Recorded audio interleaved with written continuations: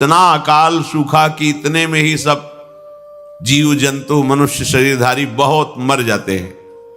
भयंकर सूखा, गर्म वायु तपती हुई, बचना मुश्किल है। उसी के घर्षण से दावानल बड़े बड़े वनों में आग लग जाती है। पानी बूंद नहीं, न तालाब में, न कुआं में, न सरोवर में, न सरिता में, सब उष्ण ताप से सूख जाता है। बिना पानी के, बिना अन्न के तड़प तड़प करके जीव मरते हैं। कितना भयानक कष्ट है प्रलय में। हमें तो कष्ट ही कष्ट है। अगर मुक्त नहीं होते तो कष्ट ही, मरना कष्ट, जीना कष्ट, फिर जन्मना कष्ट, फिर रोग कष्ट, विषाद, हर्ष, शोक, भय, मान, अपमान, पूरा जीवन, पूरे जन्म के जन्म जब विचार करके देखो तो यहां कष्ट के सिवा कुछ हाथ नहीं लगता है। पूरा जीवन हो गया कमा के, मर गए, फिर कुछ नहीं, फिर नई पढ़ाई, नई योग्यता, नया धन, नया परिवार, फिर मर गए, फिर न, कब से चल रहा है। भगवत प्राप्ति अनिवार्य है।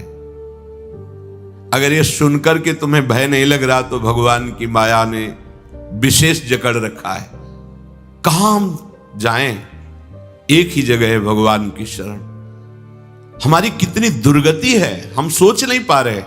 कब मर जाए कोई पता नहीं। कोई हमारा मित्र पता नहीं, हम जिसे मित्र समझते हैं वो धोखा दे रहा है, वो शत्रुता का कार्य कर रहा है। जिसे हम सगे संबंधी वो सब स्वार्थ में। कौन है मेरा, क्या है मेरा? विचार करोगे तो अभी भयभीत हो जाओगे। और भयभीत होना मंगल है, क्योंकि जो शभीत आवा शरणाई, रखियो ताहि प्राण की नाई। यदि भयभीत होकर भगवान की शरण में चले जाओ तो भगवान जैसे अपने प्राण बहुत दुलारे होते हैं, ऐसे शरणागत का दुलार श्री भगवान करते हैं। एकमात्र हमारे बचने का उपाय भगवान के वचन से समझ लीजिए। वो कह रहे मामेव ए प्रपद्यन्ते माया में ताम तरन्ति। केवल मेरी शरण हो जाओगे तो मैं बचा लूंगा, नहीं तो इस भव समुद्र से बचना बहुत कठिन है। बड़ा दुखदाई है, अभी समझ में नहीं आ रहा, बड़ा दुखदाई है। कार में बैठे बैठे मुस्कुराते हुए पूरा परिवार जा रहा है, अंदर से पता नहीं क्या हुआ, कार में आग लग गई, सब भुन गए, पूरा परिवार। प्रतिपल भय, प्रतिपल दुख, प्रतिपल अशांति, मृत्यु हमारे सिर पर सवार रहेगी जब तक भगवान नहीं मिल जाते। यही अवसर है, मनुष्य जन्म में आप भगवान को प्राप्त कर सकते हो।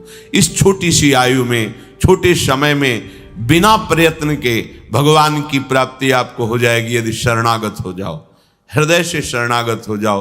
अभी कलियुग का परिसमाप्ति हो चुका है।